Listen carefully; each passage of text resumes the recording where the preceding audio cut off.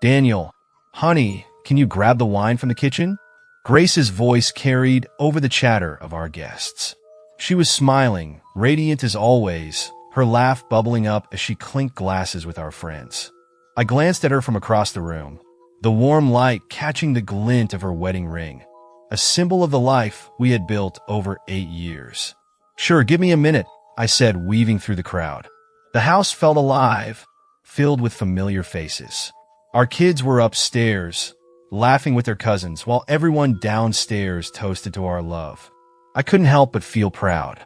This was the life I had worked hard for, the life I thought we both cherished. As I poured the wine in the kitchen, the faint sound of voices caught my attention. They were coming from the hallway just outside the kitchen. My mother's tone was unmistakable, sharp, urgent. Are you crazy? Daniel's here. He could catch you too. I froze, bottle in hand, unsure if I had heard her correctly. I inched closer to the doorway, my heartbeat quickening. Then came Grace's laugh. It was different from the one she had used with our guests, cold, dismissive, mocking. Catch us? What's he gonna do? Cry about it? He's too pathetic to stand up to anyone. Besides, he's just a walking wallet. I don't care what that loser thinks. My stomach turned, the words hitting me like a punch to the gut. I gripped the edge of the counter, the wine bottle slipping from my grasp and clinking loudly against the granite. Lower your voice, my mother hissed. This is reckless. I didn't hear Grace's response because I was already moving, my footsteps slow but deliberate as I approached the hallway.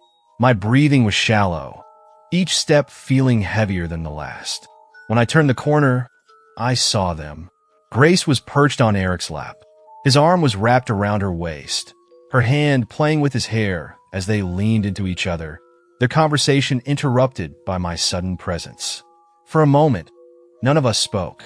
The air was heavy, thick with tension. My mother's face went pale, her hand flying to her mouth. Daniel, oh no, it's not what it looks like, she stammered, stepping forward as if to block my view. They're just joking around. It's all innocent fun. Eric scrambled to push Grace off his lap, but she didn't move.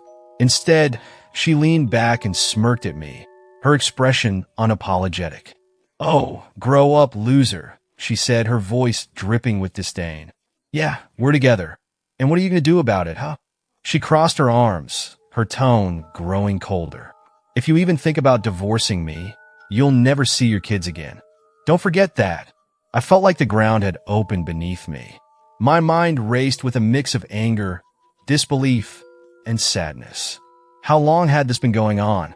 How could my mother, the woman who had always been my rock, stand by and let this happen?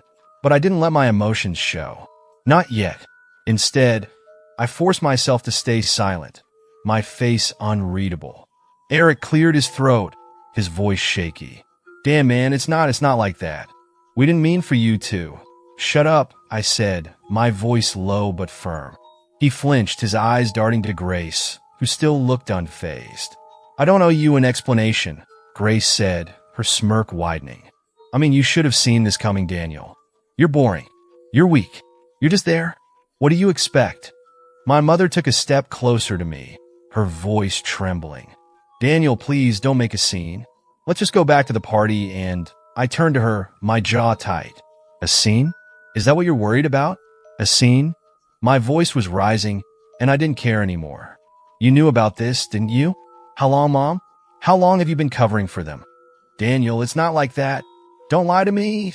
I snapped, my voice echoing down the hallway. For the first time, my mother looked genuinely afraid, her hands shaking as she tried to form a response. Eric stood up, raising his hands as if to defuse the situation. Dan, listen, I didn't mean for this to happen, okay? We didn't mean to hurt you. It just what? I interrupted, stepping closer to him. Happened? Like it was some kind of accident. I laughed bitterly, shaking my head. You're my best friend, Eric. You were supposed to have my back, not stab me in it. He looked down, unable to meet my eyes. Grace rolled her eyes, clearly growing impatient. Oh, please, stop playing the victim, Daniel.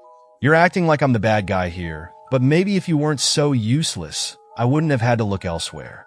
Her words stung, but I didn't let her see it.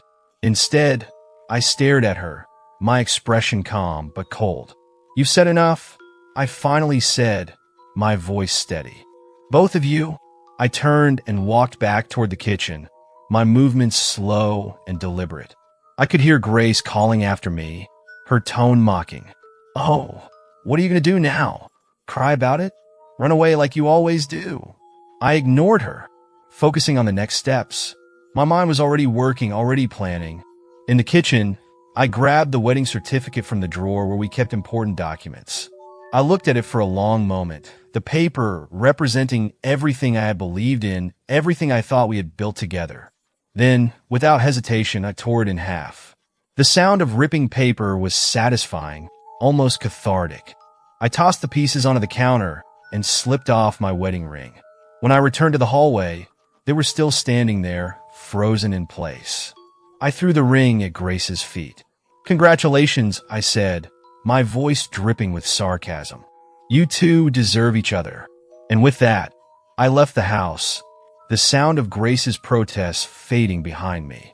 For the first time in years, I felt a strange sense of clarity. My world had crumbled, but I wasn't going to let them destroy me.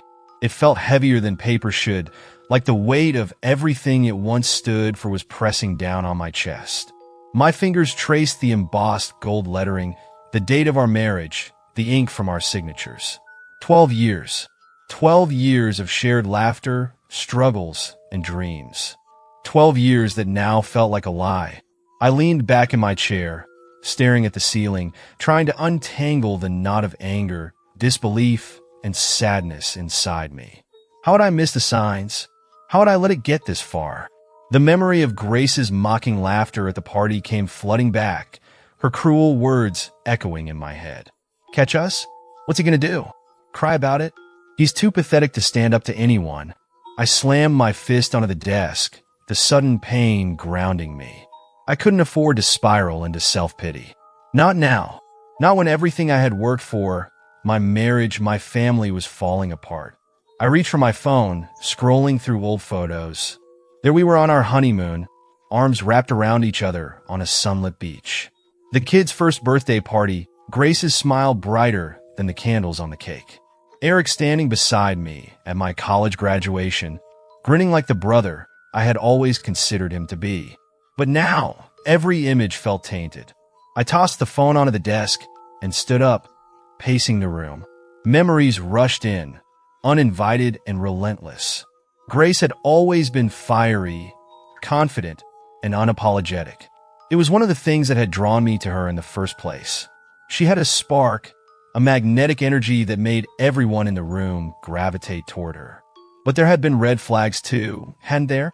Her sharp tongue during arguments, the way she would belittle me in front of others under the guise of just joking, the way she dismissed my concerns about her long hours at work or Eric's increasingly frequent visits to our house.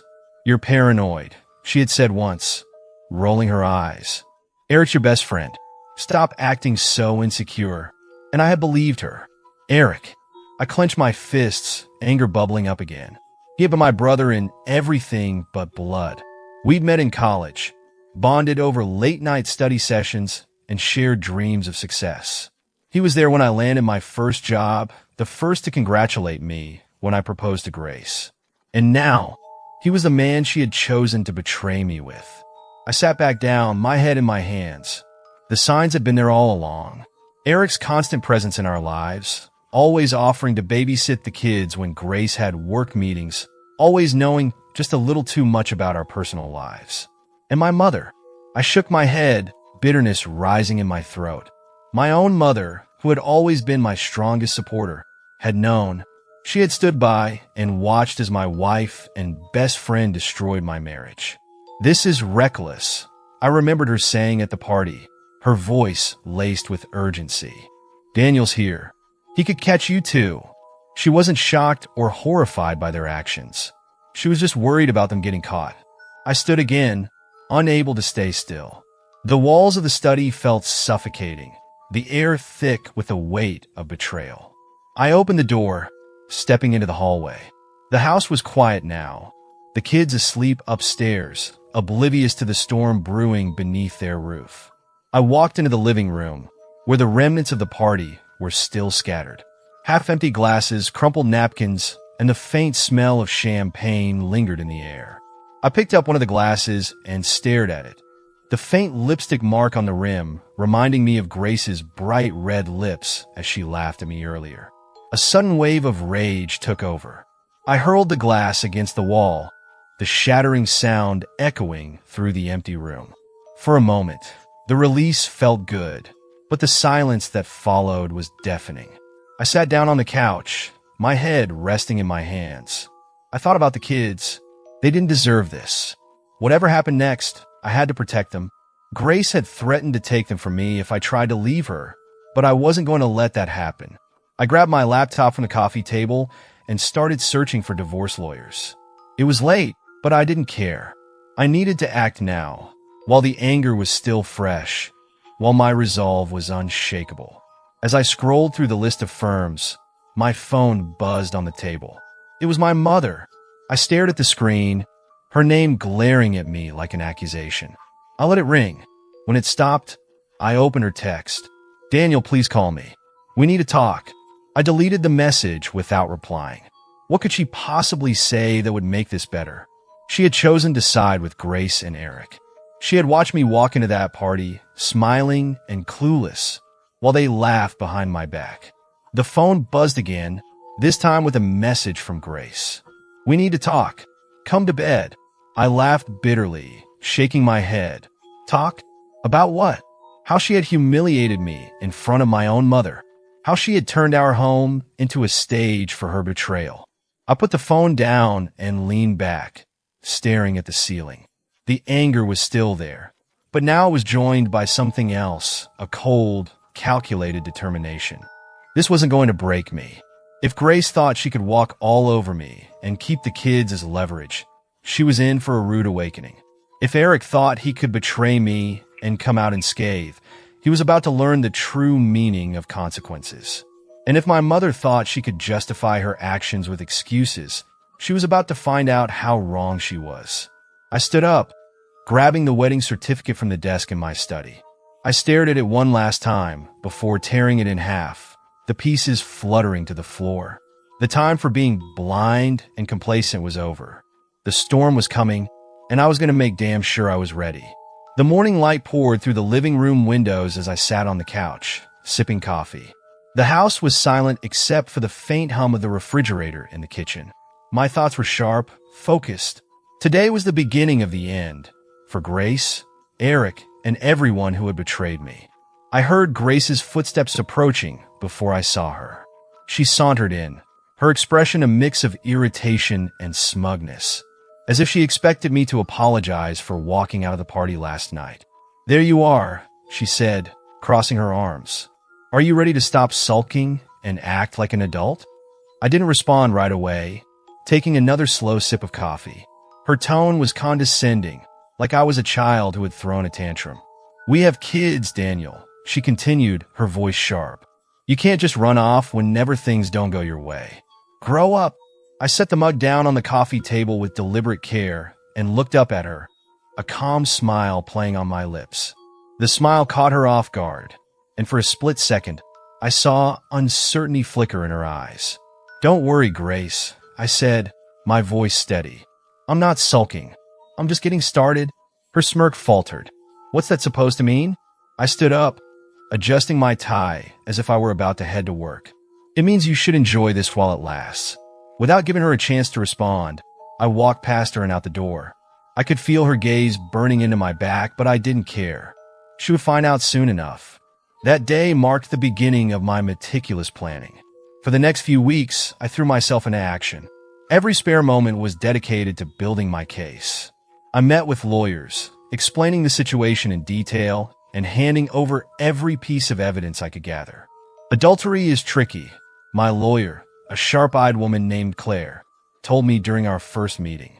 But given the circumstances and the fact that you've caught them in the act, you have a strong case. We'll make sure she doesn't use the kids as leverage. Her confidence was reassuring, but I wasn't just relying on the courts. I needed to hit Grace and Eric where it hurt. Using a spare phone, I began collecting evidence discreetly.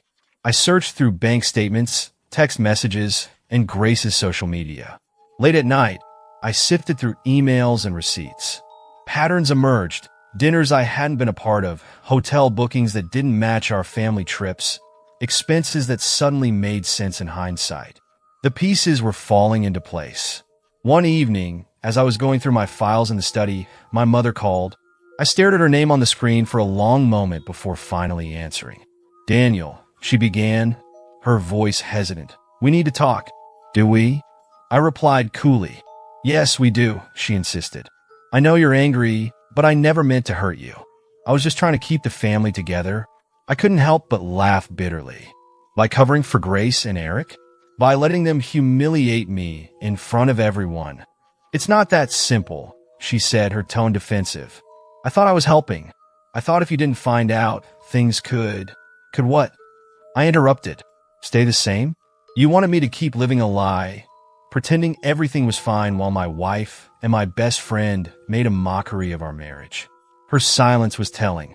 "You chose her lies over your own son," I said, my voice cold. "Live with that." Before she could respond, I hung up. I had no room for excuses. Not from her, not from anyone. The next morning, Grace tried to act like nothing had changed. She greeted me in the kitchen with her usual feigned cheerfulness, pouring herself a cup of coffee. "So," she said casually, "are we going to talk about your little outburst at the party? Or are you just going to keep pouting?" I didn't even look up from my newspaper. "What's there to talk about?" She sighed, clearly annoyed. "Daniel, I've explained this already. Nothing happened with Eric. You overreacted. And honestly, it's exhausting dealing with your insecurities." I folded the newspaper and set it down, meeting her gaze with a calm intensity. "You're right, Grace. It is exhausting. But don't worry, I'm taking steps to fix that." Her brow furrowed. "What's that supposed to mean?" I stood, straightening my shirt. "It means you'll see soon enough." Her frustration was evident, but I didn't stick around to hear her response. Over the following days, I made sure to keep my distance while observing Grace's behavior. She was growing restless, sensing a change in me, but unsure of what it meant.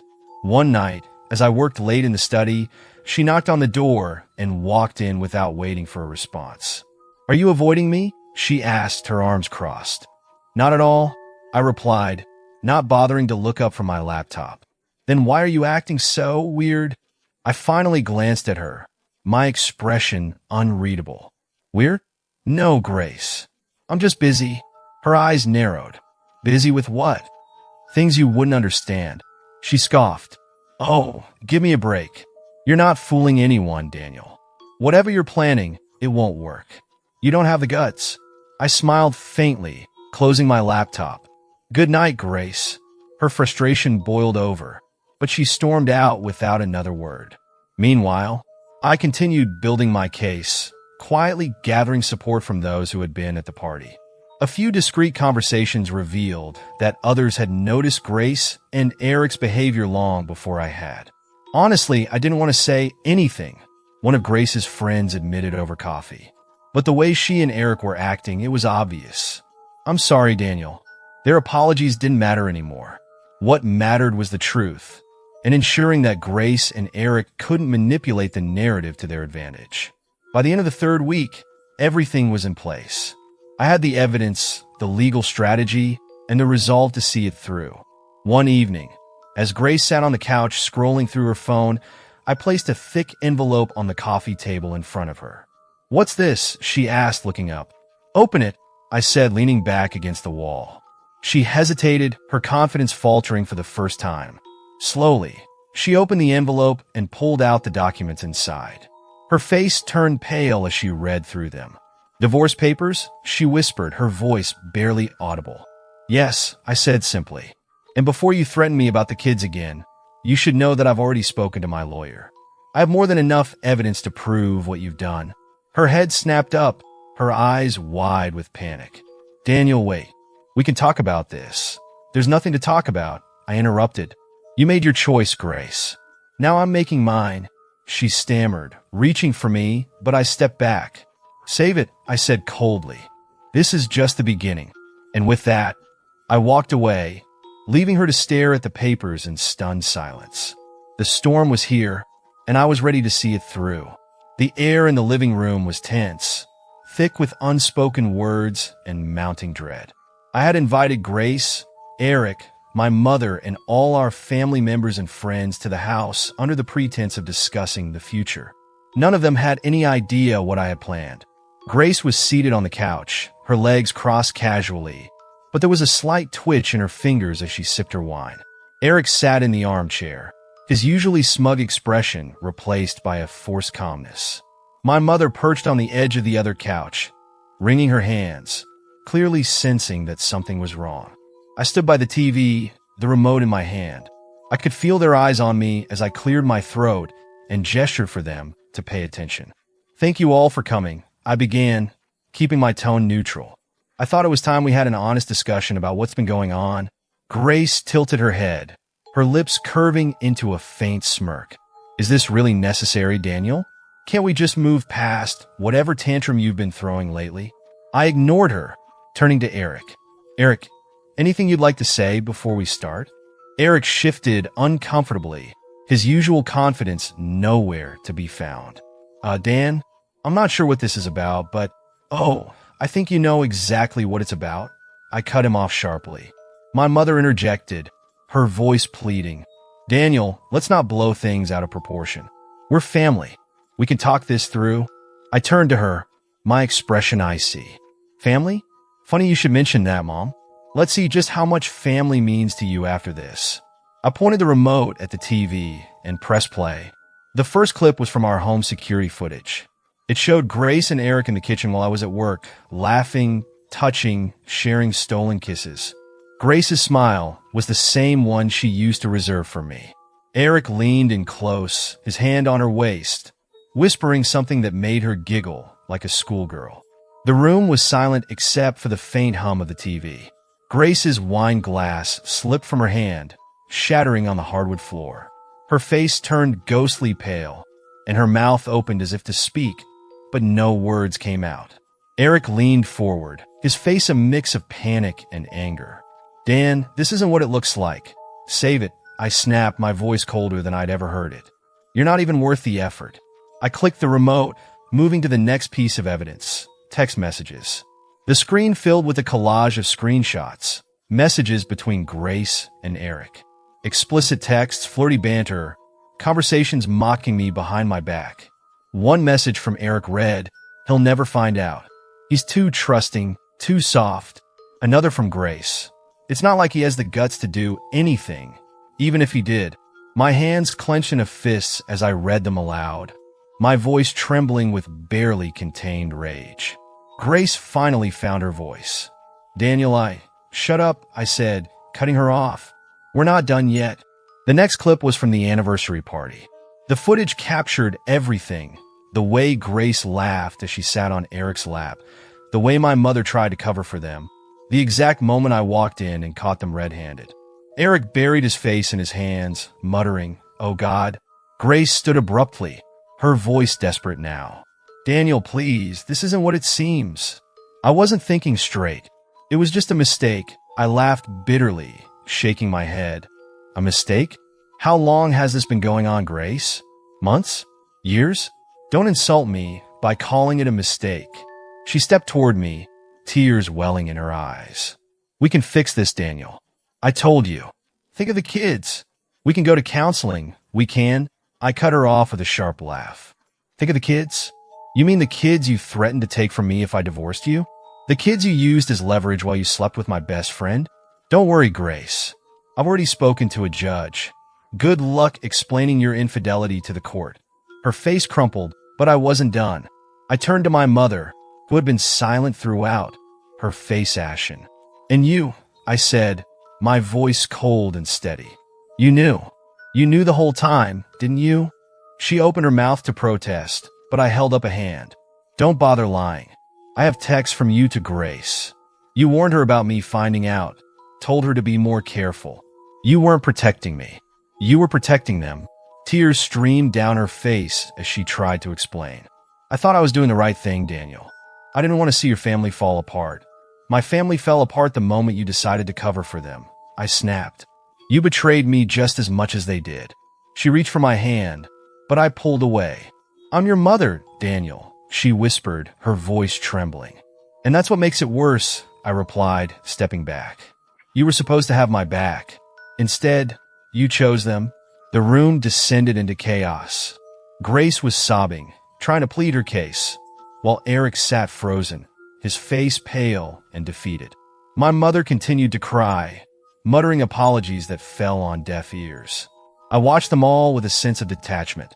For the first time in weeks, I felt calm, like a weight had been lifted off my shoulders.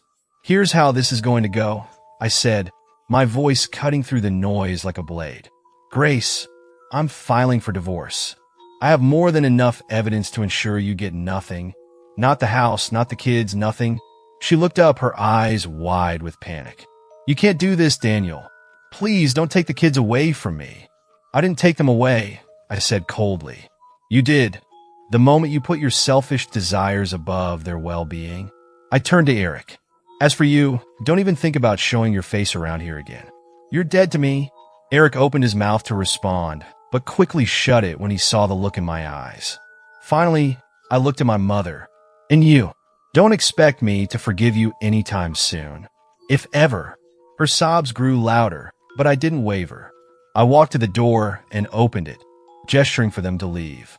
This conversation is over. Get out of my house. Grace hesitated, her tears streaming freely now. Daniel, please. Out, I said firmly. One by one, they filed out, leaving me alone in the now silent house. I stood in the doorway, watching as they disappeared down the driveway. For the first time in weeks, I felt a sense of clarity. The chains of betrayal that had bound me were broken. The storm was over. But for them, it was just beginning. The days following the confrontation were not calm. They were the storm that swept everything in its path. But this time, I was at the helm, steering it toward the destruction of those who had wronged me. The first blow came when I filed for divorce. Grace had always thought she held all the cards, but she hadn't anticipated the airtight case I had built against her. My lawyer, a no-nonsense professional with a sharp eye for details, laid out the evidence like a prosecutor in a high-stakes trial. Infidelity, emotional neglect, threats to withhold custody. This isn't just a case of divorce, Daniel, she said during one of our meetings. This is a complete annihilation. She won't get a dime, let alone custody of the kids. Hearing that solidified my resolve. For years, I had been the nice guy, the one who compromised and sacrificed for the sake of peace. But now I was done playing the victim. The courtroom was a battlefield. Grace arrived looking contrite, her lawyer spinning a story of a devoted mother who had made a single mistake. I could see her desperation as she glanced toward me, her eyes pleading. Daniel, she whispered during a break, catching me in the hallway. Please, let's not drag this out. Think of the kids. We can settle this amicably. I stared at her, my expression blank. Amicably? You didn't think of the kids when you were with Eric. Why should I believe you care about them now? She flinched but quickly recovered, her tone turning sharp. If you take this too far, you'll hurt them more than me. I leaned in slightly, my voice low and firm. The kids will be fine. It's you who's about to lose everything. Back in the courtroom, my lawyer presented the damning evidence. The text, the footage, and Grace's threats.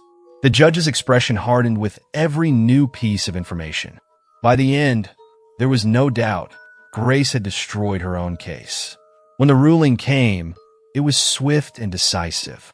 I was granted full custody of our children, while Grace's visitation rights were restricted to supervised sessions. She wouldn't see a dime of alimony, and her threats to use the kids as leverage were now just empty words. Eric didn't fare much better. His wife, Michelle, had always been a kind and unassuming woman, but when I sent her the evidence of his betrayal, something in her snapped. I'll never forget the phone call. Daniel, she said, her voice trembling with a mix of rage and heartbreak. Thank you for telling me.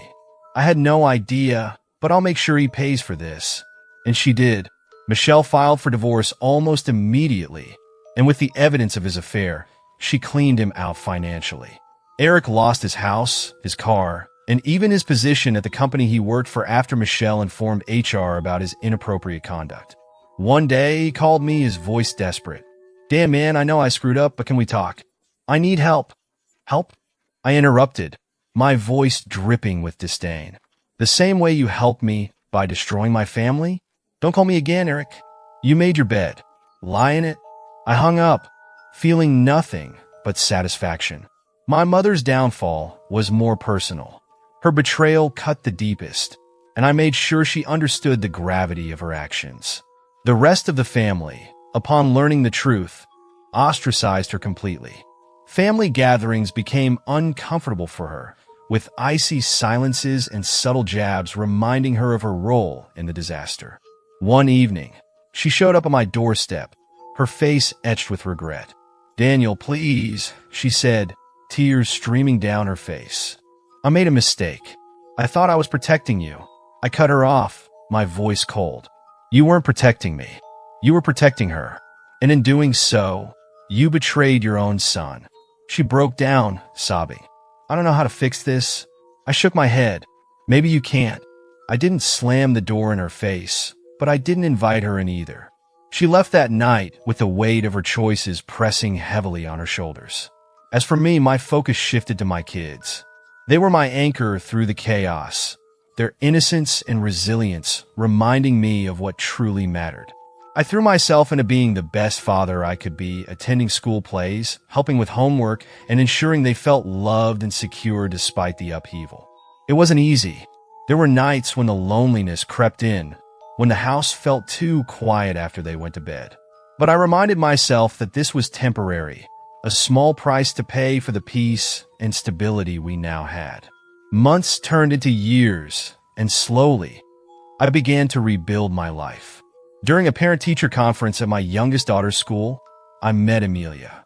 She was the art teacher, kind, soft-spoken, with a warmth that immediately drew me in.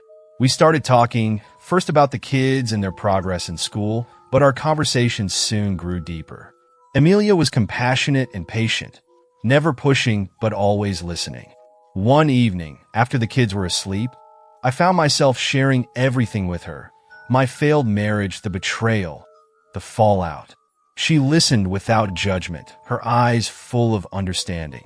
"Daniel," she said softly, placing her hand over mine, "you've been through so much, but look at what you've built. Your kids are amazing, and you're stronger than you realize." For the first time in years, I felt hope, not just for myself, but for the possibility of love again. Amelia became a part of our lives, seamlessly blending into our little family. My kids adored her, and I found myself falling for her more every day. She showed me what a real partnership looked like, one built on trust, respect, and mutual support. One evening, as we sat on the porch watching the sunset, Amelia turned to me and said, "You deserve happiness, Daniel. Don't ever doubt that." I smiled, pulling her close. "I think I've finally found it." As for Grace and Eric, their lives unraveled further with each passing day. Grace struggled to hold down a job, her reputation tarnished by the court case and the whispers of her betrayal. Eric, now alone and penniless, bounced from one dead-end job to another, a shadow of the man he once was. Every now and then, Grace would call, her voice full of desperation. "Daniel, can we talk? I need help," but I never answered. Their suffering wasn't something I reveled in, but I couldn't deny the satisfaction of knowing they were reaping what they had sown. Looking back, I realized that their betrayal had been the catalyst for my transformation. It had forced me to confront my own weaknesses, to rebuild myself from the ground up. And in the end, I had emerged stronger, wiser, and ready to embrace the future. The fallout had been nuclear, but in its wake, I had found clarity, purpose, and a second chance at happiness. It started with the letters. Grace sent the first one, a neatly folded piece of paper that arrived in the mail, tucked between the usual bills and advertisements. Her handwriting, once familiar and cherished, now felt like a foreign artifact of a life I no longer recognized. "Daniel," it began, "I know I've hurt you in ways I can never undo. Please, for the sake of the kids, let's talk." I need to make this right. I crumbled it and tossed it into the trash without finishing. Words were cheap, and her actions had spoken louder than any apology ever could. The face-to-face confrontation came a week later. I was in the backyard mowing the lawn when I heard her voice calling my name from the gate. Daniel, please, can we talk? I killed the mower, wiped the sweat from my brow, and walked over. She looked disheveled, her once pristine appearance replaced by dark circles under her eyes and a desperation that clung to her like a bad perfume. What do you want, Grace? I asked flatly, keeping the gate between us. She clutched the metal bars, her knuckles white. I need you to hear me out. Please. I sighed, crossing my arms. You got 2 minutes? Her voice cracked as she began, tears welling up in her eyes. I know I don't deserve your forgiveness, but I'm begging you. I was selfish, and I made a horrible mistake. Eric and it's over. He left me. I lost everything, Daniel. Please, for the sake of what we had, can we at least try to find some kind of peace? I stared at her, unmoved. What we had? You destroyed what we had, Grace. You didn't just cheat on me, you humiliated me, lied to me, and threatened to take our kids away. And now that your life's fallen apart, you think you can come crawling back. Her tears fell freely now, and she clutched the gate as though it were the only thing holding her upright. I don't want to come back. I just want your forgiveness. I need it, Daniel. Please. I shook my head. Forgiveness isn't something you demand, Grace. It's something you earn. And honestly, I don't think I'll ever be able to give it to you. Her sobs grew louder, but I turned and walked away, leaving her standing alone at the gate. Eric's approach was less emotional, but no less pathetic. He called me late one evening, his number still saved in my phone despite everything. I stared at the screen for a long moment before answering, curiosity getting the better of me. What do you want, Eric? Dan, he began, his voice shaky and unsure. Look, I know I've got no right to ask for anything, but I need to talk to you. I stayed silent, letting the awkward pause stretch until he couldn't take it anymore. I messed up, man, he finally blurted. I know I did. I lost Michelle, I lost my job, and I lost you. And I just wanted to say I'm sorry. For everything. I laughed bitterly. Sorry? You think an apology makes up for what you did? You didn't just betray me. Eric, you destroyed 2 families. I know, he said quickly. I know, and I hate myself for it. But I'm trying to fix things, Dan. I'm trying to be better. I don't want to lose you completely. You lost me the moment you decided my wife was worth more to you than our friendship, I said coldly. Don't call me again, Eric. We're done. I hung up without waiting for a response, feeling a grim sense of satisfaction as I deleted his number from my phone. My mother was the hardest to confront. She showed up at my door one Sunday afternoon, holding a Tupperware container of my favorite lasagna, as though it were a peace offering. Daniel, she said softly when I opened the door. Can we talk? I hesitated, my grip tightening on the doorknob. What do you want, Mom? I want to fix things, she said, her voice trembling. I made a mistake. I thought I was doing what was best for you, for the family. But I was wrong, and I need you to know how sorry I am. I stepped aside, letting her in, but not saying a word. She placed the lasagna on the kitchen counter and turned to face me, wringing her hands nervously. I know I failed you, she began, tears glistening in her eyes. I should have protected you. I should have told you the truth. But I thought if I kept quiet, things would work themselves out. They didn't, I said bluntly. She nodded, her tears spilling over. I know, and I hate myself for it. I hate that I hurt you, that I let you down. Please, Daniel, give me a chance to make this right. I stared at her, the woman who had raised me, who I had once trusted more than anyone in the world. I don't know if I can, I said quietly. You betrayed me, Mom. You chose Grace over your own son. How do I forgive that? Her shoulders shook as she cried, but I didn't reach out to comfort her. I'll do whatever it takes, she said through her sobs. I just want my son back. I need time, I said after a long silence. And even then, I don't know if things will ever go back to the way they were. She nodded, wiping her eyes. I understand. She left a few minutes later, the lasagna untouched on the counter.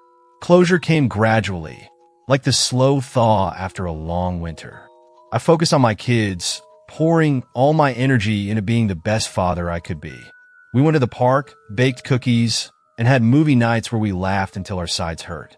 One evening, as I tucked them into bed, my youngest looked up at me with wide, innocent eyes. "Daddy, are you happy now?" I smiled, my heart swelling with love. "I'm getting there, sweetheart. I'm getting there." And for the first time in a long time, I believed it. The final piece of closure came when Grace showed up unannounced one last time. She stood on the porch, her face gaunt and her eyes hollow. "Daniel," she said softly, "I'm leaving town. I just wanted to say goodbye."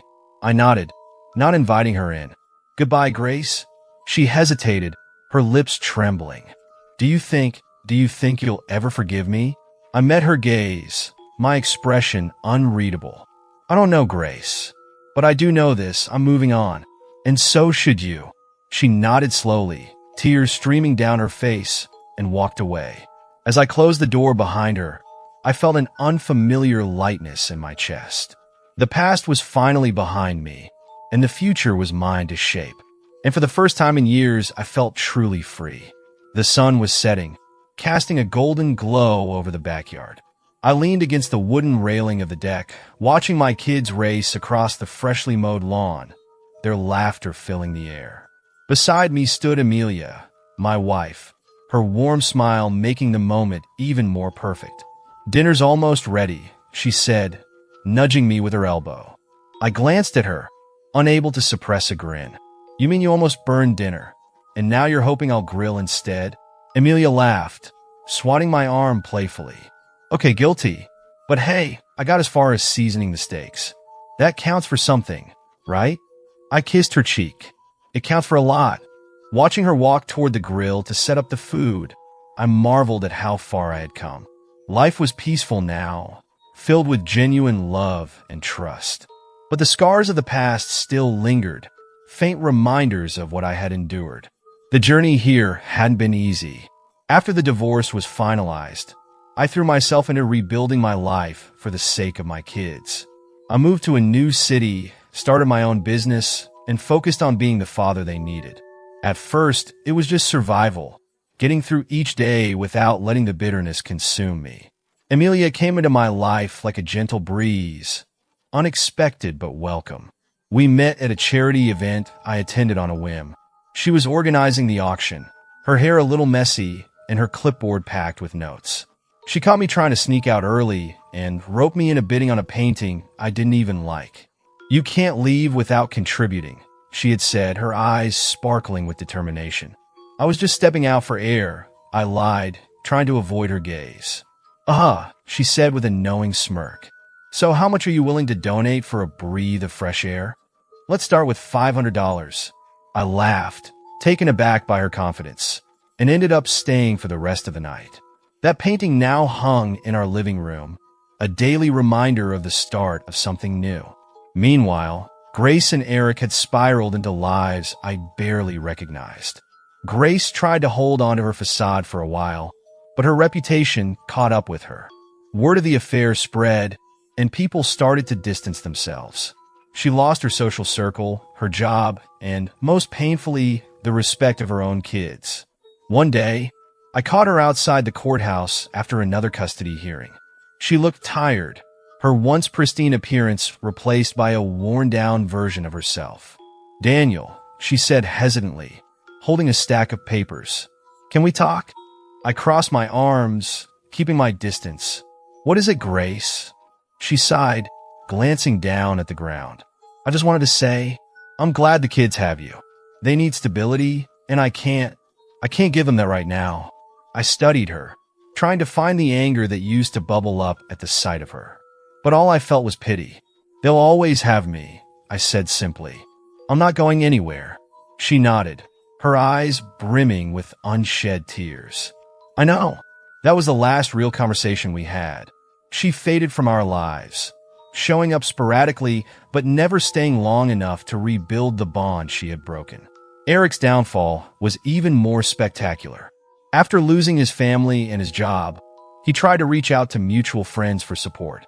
But loyalty doesn't come easily when you've burned every bridge. I heard through the grapevine that he moved out of state, chasing a fresh start that never quite materialized. Dad, watch this. My son's voice pulled me back to the present. He was attempting some kind of cartwheel, though it looked more like a tumble, but his enthusiasm made me laugh. Nice try, buddy, I called out. Keep practicing. Amelia returned to my side, a glass of iced tea in her hand. They're growing up so fast, she said softly. I nodded, feeling a pang of both pride and sadness. Yeah, they are, but I'm lucky to be here for it. She rested her head on my shoulder, and for a moment, we stood in silence, just soaking in the peace of the moment. Later that evening, after the kids were tucked into bed, Amelia and I sat on the couch, flipping through old photo albums. One picture made us pause, a shot of me and the kids at the park shortly after the divorce. My smile was forced, my eyes tired, but the kids looked genuinely happy. You've come a long way, Amelia said, tracing her finger over the image.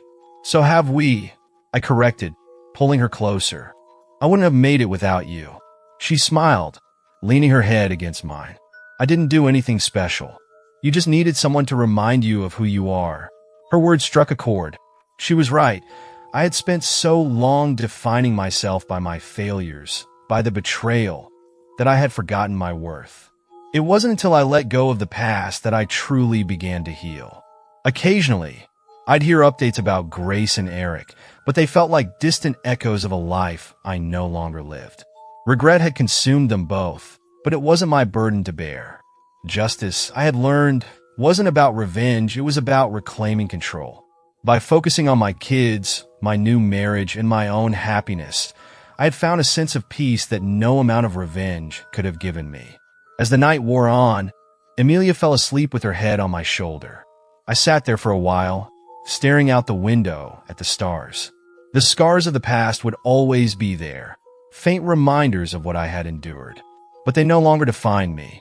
In the end, I realized that the best revenge wasn't watching Grace and Eric suffer. It was living a life so full of love and joy that their betrayal became irrelevant. And as I sat there, surrounded by the quiet hum of my home, I knew I had won.